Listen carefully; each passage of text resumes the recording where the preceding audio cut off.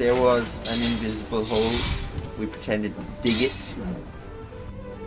You walk into a place, you take it over, everyone just move out, we're here. You're digging an invisible hole. Nobody's actually going to fall down it or anything like that. There's nothing hazardous per se. That's not stuck in our imagination. I could have fell in. For the first half an hour, people just walked by. Pretty much, yep. I mean, there was hardly any interaction from the general public because you were so naturalistic. You just looked like a load of workmen.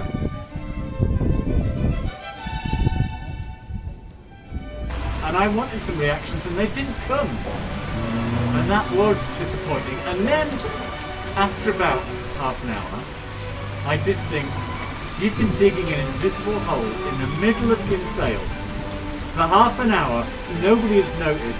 What an achievement.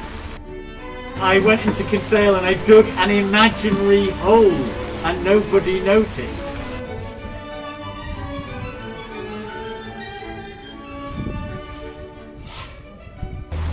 I'd say that probably a lot more people saw it and were watching, but they were inside.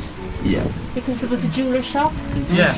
Well, there's the auctioneers, the jeweller shop. And there was a cafe behind us. Yeah. And there were people having their coffee outside. Yeah. You know, and they were laughing at one point. The lady who approached me, because I was very much on the periphery, I was standing back, but I did have similar gear. And are they with the county council, you know? And she was very concerned. And she was really kind of, you know, really perplexed. And then did you see the guy who came down the alleyway? Stood there, he had long hair, so he stood there for a while, really confused looking.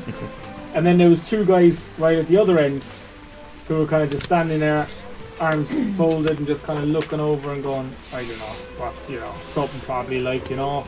And then they walked on as well. That was it. There was like interactions without them coming over. I remember the chef stepping out from... Oh, of course, yeah. Jim was just standing in the door with a cigarette, just watching, like, what? The chefs came out head by head, didn't they? Head came out near me. And I thought, what's that? And it was the chef. The restaurant, wasn't it? The hotel. And shook it in his head and looked bewildered and watched for a while. And then another head came out. Because it was like a crack in the door, so all I could see was his head popping out and looking at it for a couple of minutes and then going back in again. I like that there may have been a conversation inside about what was going on outside. Yeah. Because I did notice that other kid earlier on, I think before we moved, and she was really looking back and her mum was practically dragging her going, they're just fucking mad, leave them alone. Don't make eye contact. What about the two lads that just stood there watching us? Do you remember? They were... They came on the bench right close to us, didn't they were just standing there, And they were watching the shovels really carefully. You know, the shovels, and it was almost like they were watching the end of the shovels and seeing the soil coming off onto an imaginary pile and thinking, lads, what are you doing? There's no soil there. But and they were pretty serious. I mean, they weren't, you know, joking and laughing, and they were really like, you know, watching. They're like, you know.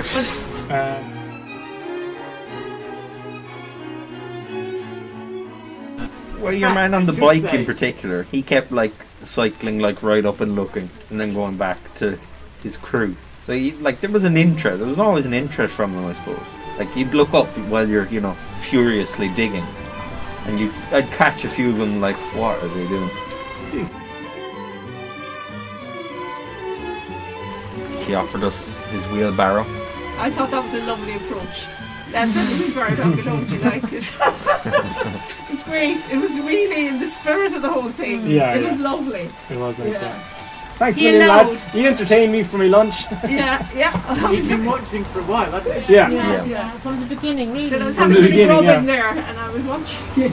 But I thought it was lovely that he had come up with that himself. Like, you know, he was going to enter into the company in the spirit. So he acknowledged, but he didn't disrupt. You know, he had actually come to an acceptance or something, hadn't he?